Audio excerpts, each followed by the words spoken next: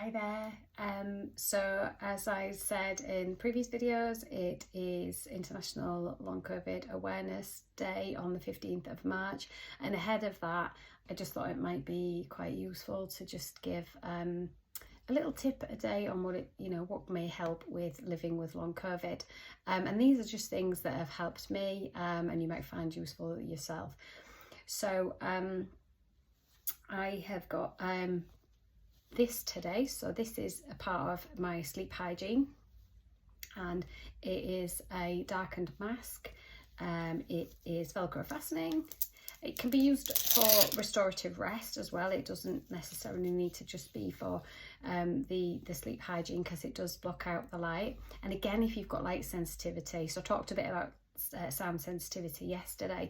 Light sensitivity can be an issue, and this can be really comfortable to wear. It's really comfortable when you have it on. It's adjustable, and it is Bluetooth, and that's what I was just going to tell you about in a moment. So again, there are lots of these different masks, different brands available, no affiliation. This is just a tip.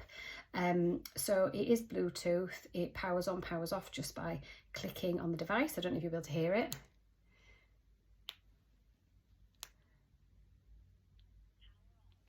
I don't think you could hear it. It just kind of goes power on, but it did that there. And there are little headphones that are just inside there, and it goes on one side and the other, and it's really comfortable to wear. And you can basically play meditative music. You could do a meditation with this on. That's why I said it's good for restorative rest or your meditation, as well as being really useful for sleep. I also do use a weighted eye mask, which can be quite nice and useful for sleep,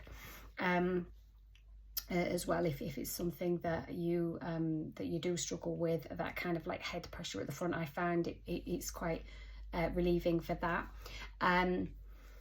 So yes, so Bluetooth, there are different apps that I use. I use the Insight app, I use the Breathe app. You can just get a meditation from YouTube, or again, sometimes people just found really gentle, soothing music that they like, something that would be restful and help the brain to just kind of relax and go off to sleep.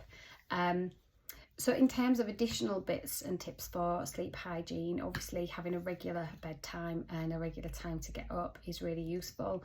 For many of us that suffer with insomnia, that can be really, really difficult, because it feels like we don't get any sleep at all if we're trying to do that. But however, when we do get into a rhythm, and we're encouraging the natural release of melatonin, and going into the parasympathetic nervous drive in the autonomic nervous system, it takes us into rest and digest, and can be really helpful. So there's lots of different things you can do in terms of sleep hygiene, but that was just my little tip for today, and something that if you haven't used, you may find useful. Okay, thank you very much.